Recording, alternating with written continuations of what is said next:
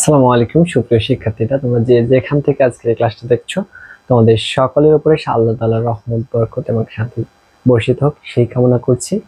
আজকে হচ্ছে আমরা ট্রান্সফরমেশনাল সেন্টেন্সের 5 নম্বর ক্লাসে আছি।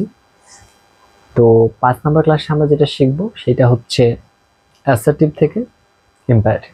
ঠিক আছে, তো তোমরা সবাই খাতা কলম নিয়ে রেডি হয়ে যাও, বসে পড়ো চেয়ার টেবিলে। ঠিক আছে, যুদ্ধক্ষেত্র শুরু হয়ে গেছে, এখন আমরা শুরু করে দিতে যাচ্ছি। তো চলো আমরা রুলস পড়তে শুরু করি। আমরা পড়বো হচ্ছে প্রথমে রুল 1 পড়বো। ঠিক আছে, 1 নম্বর রুল 1 হচ্ছে যে অ্যাসার্টিভ সেন্টেন্সকে যখন তুমি হচ্ছে কি করবা, ইন্ট্রোগেটিভ অপটেটিভ সেন্টেন্সে রূপান্তর করবা। হ্যাঁ, অ্যাসার্টিভ সেন্টেন্স অ্যাসার্টিভ সেন্টেন্সকে যখন তুমি হচ্ছে ইম্পারেটিভ সেন্টেন্স করবে, তখন তোমাকে একটা জিনিস মাথায় রাখতে হবে, মেইন ভার্ব কোথায় আছে সেটাকে খুঁজতে হবে। মেইন ভার্ব কোথায় আছে সেটাকে খুঁজতে হবে। মেইন ভার্ব, হ্যাঁ, মেইন ভার্ব খুঁজবা। মেইন ভার্ব দিয়ে এই মেইন ভার্ব থেকে বাকি অংশ সম্পূর্ণটা বসিয়ে দেবা। হ্যাঁ, মেইন ভার্ব সহ বাকি অংশ বসিয়ে দেবা। মেইন ভার্ব সহ কি করতে হবে, সহ বাকি অংশ মেইন ভার্ব সহ বাকি অংশ বসাই দিলে পারে আমাদের কি হয়ে যাবে, অ্যাসার্টিভ থেকে আমাদের ইম্পারেটিভ সেন্টেন্স হয়ে যাবে। চলো একটা এক্সাম্পল দেখি, তাহলে পরে বিষয়টা বুঝতে পারবা। এক্সাম্পল যদি দেখি তাহলে, যেমন দেখো, you should finish the work. একটা এক্সাম্পল বলেছে যে you should finish the work. তাহলে এই সেন্টেন্সে মেইন ভার্ব কোথায় বলো তো? এই সেন্টেন্সের মেইন ভার্ব হচ্ছে আমাদের কি, ফিনিশ। তাহলে ডিরেক্ট আমরা যেটা করব সেটা হচ্ছে ফিনিশ থেকে বাকি অংশ বসিয়ে দাও। মেইন ভার্ব সহ বাকি অংশ বসিয়ে দাও। তাহলে কি হলো, ফিনিশ দ্য ওয়ার্ক। এটাই হয়ে গেল কি, ইম্পারেটিভ সেন্টেন্স। ক্লিয়ার? চলো আমরা আরো দুই একটা উদাহরণ দেখি। যেমন হচ্ছে you must speak the truth. You must speak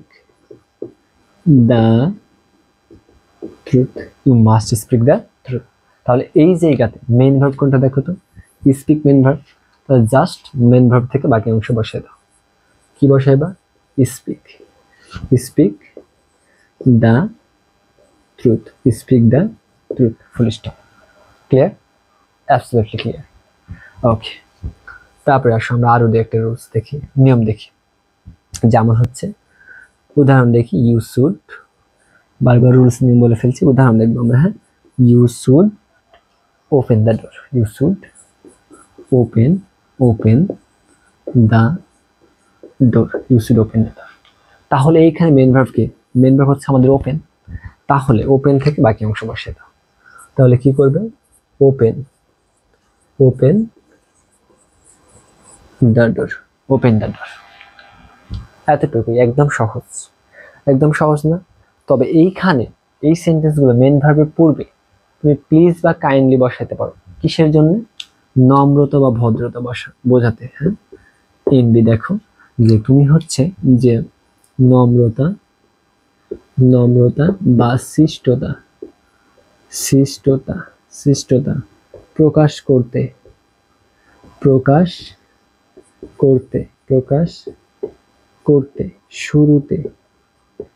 শুরুতে বা শেষে।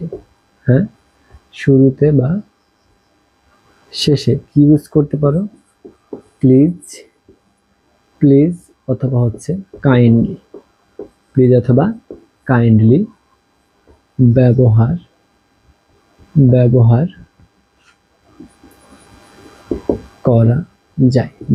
করা যায়। বুঝতে পারলা?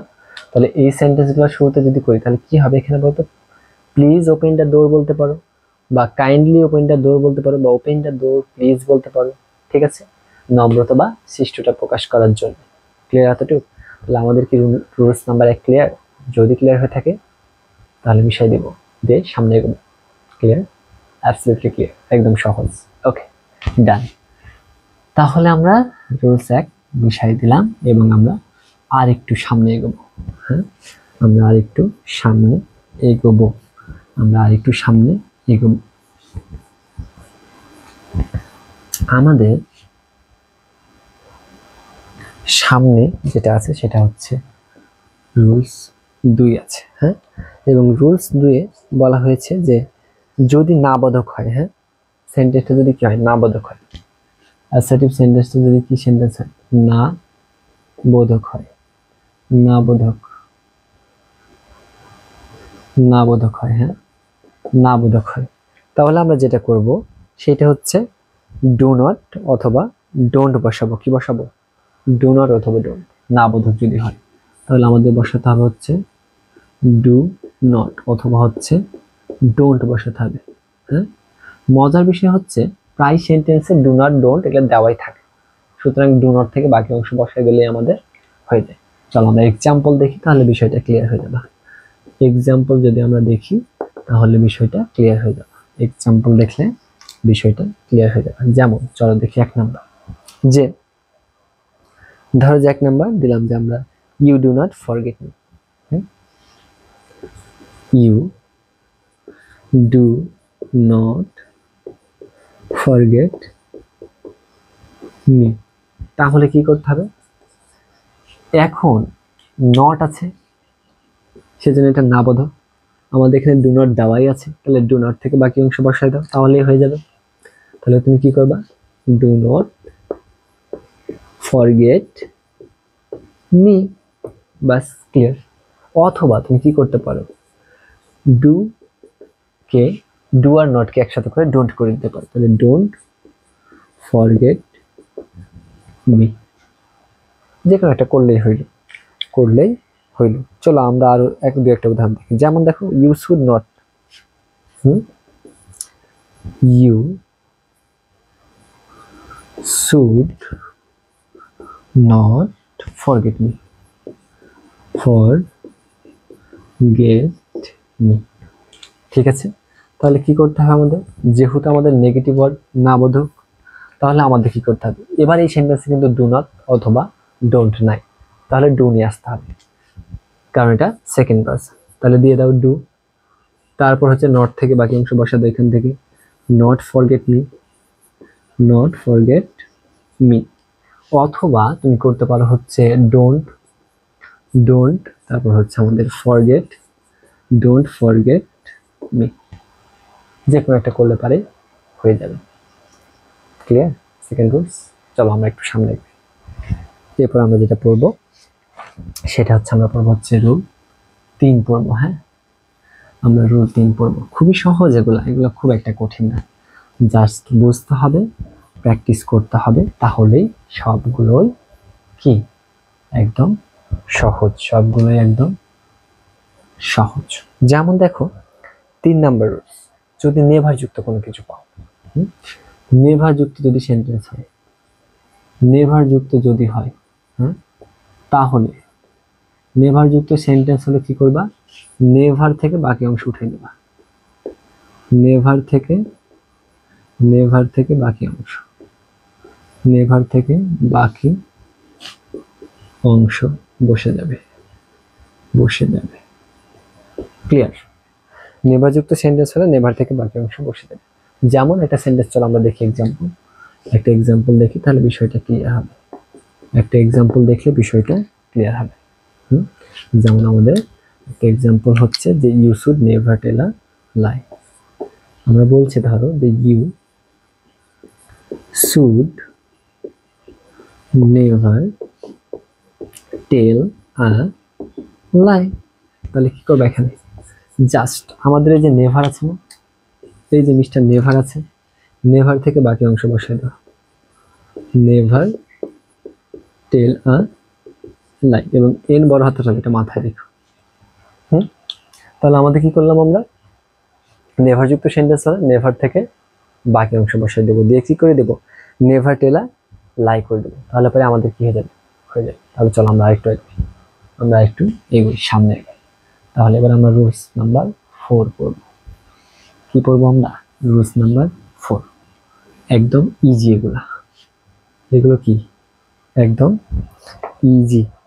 এবার দেখো রুলস নাম্বার 4। হ্যাঁ, রুলস নাম্বার 4 হচ্ছে যদি আমাদের ফার্স্ট পারসন এবং থার্ড পারসন যুক্ত কোনো সেন্টেন্স হয়, অ্যাসার্টিভ সেন্টেন্স হয়, তাহলে কি করব? তাহলে আমাদের হচ্ছে ফার্স্ট পারসন অ্যান্ড হচ্ছে আমাদের থার্ড পারসন যুক্ত যদি কোনো সেন্টেন্স হয়, তাহলে আমাদের যেটা করতে হবে, লেট দিয়ে শুরু করতে হবে। তারপর সাবজেক্টের কি বসাতে হবে? Object form. সাবজেক্টের অবজেক্ট ফর্ম বসবে, সাবজেক্টের অবজেক্ট ফর্ম বসে। সাবজেক্টের অবজেক্ট ফর্ম বসে। তারপরে আমরা বসাবো কি? ভার্ব। তারপর বাকি অংশ, তাহলেই আমাদের হয়ে যাবে। চলো আমরা একটু এক্সাম্পল দেখি, তাহলে বিষয়টা আমরা ক্লিয়ার হবে। এক্সাম্পল একটু দেখি, তাহলে বিষয়টা ভালোভাবে ক্লিয়ার হবে। যেমন হচ্ছে ধরো যে he goes to school, he goes to school. পার্সনটা কি এখানে? পার্সনটা হচ্ছে আমাদের কি থার্ড পার্সন সিঙ্গুলার না? তাই থার্ড পার্সন হলে পরে আমরা কি করব বলো? থার্ড পার্সন হলে আমরা লেট দিয়ে শুরু করব। তাহলে করতে হবে কি? লেট, তারপর অবজেক্ট ফ্রম সাবজেক্টের, হি থেকে হবে কি? হিম, let him.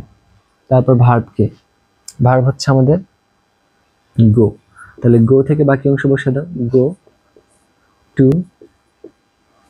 School. Bus, let him go to school হয়ে গেল। চলো আমরা আরো দু একটা উদাহরণ দেখি, তাহলে আর একটু বেশি ক্লিয়ার হয়ে যাবে। যেমন দেখো, we should leave it, we should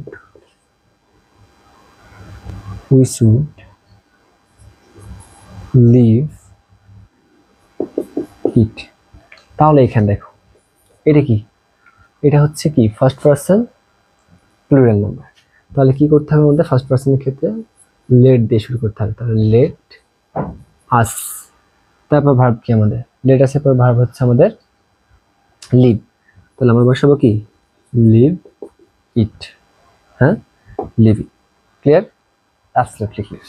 আরো দু একটা উদাহরণ দেখি আমরা। যেমন দেখো, আমরা উদাহরণ 3 আমরা দেখব যে সি ড্রজ আ পিকচার। দেখো, সি ড্রজ আ পিকচার। তাহলে কি করতে হবে আমাদের বলো তো? লেট দিয়ে শুরু হবে, সি আছে, তাহলে কি হবে? Her. Let her draw a picture. বাস, একদম সহজ না? তাহলে আমাদের যদি ফার্স্ট পারসন এবং থার্ড পারসন যুক্ত কোনো আমরা কি দেখি? অ্যাসার্টিভ সেন্টেন্স দেখি, তাহলে প্রথমে কি দিয়ে শুরু করবো? লেট দিয়ে। তারপর ফার্স্ট পারসন বা সেকেন্ড পারসন যে পারসনটা থাকবে সেটার অবজেক্ট ফর্ম, তারপর ভার্ব, তারপর বাকি অংশ। ক্লিয়ার? Absolutely clear. চলো তাহলে আমরা আরেকটু এগোই। হ্যাঁ, তাহলে আমরা আরেকটু এগিয়ে আমরা কি করব? রুলস নাম্বার কি পড়বো আমরা? 5 পড়বো। রুলস 5 পড়বো। হ্যাঁ, রুলস 5 পড়বো। রুলস 5 পড়বো। রুলস 5 পড়বো। একই সেন্টেন্স। হ্যাঁ, কি কথা হচ্ছে যে ফার্স্ট পারসন, ফার্স্ট ও থার্ড পারসন, এবং বাক্যটা কি হবে? নেগেটিভ অর্থ প্রকাশ করবে। নেগেটিভ অর্থ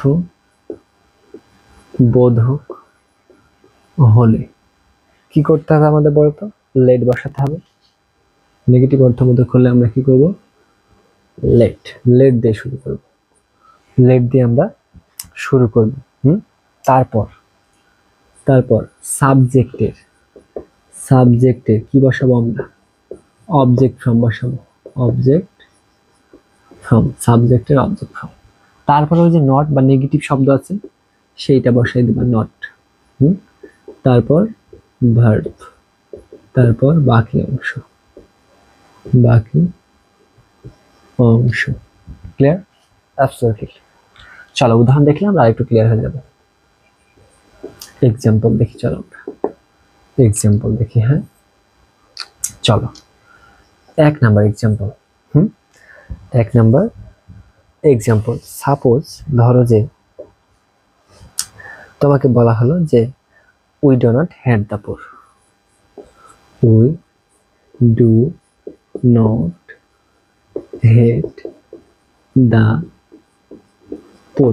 তাহলে কি করতে হবে, যেহেতু আমাদের উই হচ্ছে কি first person plural number, first person, তাহলে আমরা লেট দিয়ে শুরু করবো, লেট আস, উই এর পসেসিভ ফর্ম কি আস, তারপর কি আমাদের এই যে নেগেটিভ ওয়ার্ড নট, নট বসে যাবে, তাহলে বসাই দাও, নট থেকে বাকি অংশ বসাই দাও, নট হেট দা পুর। চলো আমরা আরো দুই একটা উদাহরণ দেখি। যেমন আমরা বলতে পারি যে sound does not tell a lie,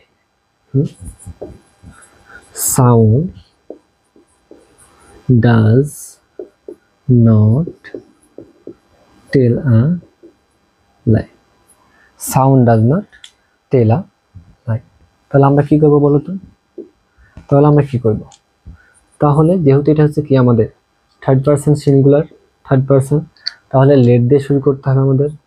তাহলে আমরা কি দেব, লেট দেব, তারপরে আমরা দেব হচ্ছে কি নট দেব, নট দেব, তারপরে আমরা দেব হচ্ছে সাউন্ড, তারপর বাকি অংশ টেল, মেন ভার্ব থেকে বাকি অংশ টেল আ লাই। এটা একটু কেমন কেমন লাগছে তাই না? চলো একটু দেখি, চলো একটু দেখি কেমন কেমন লাগছে।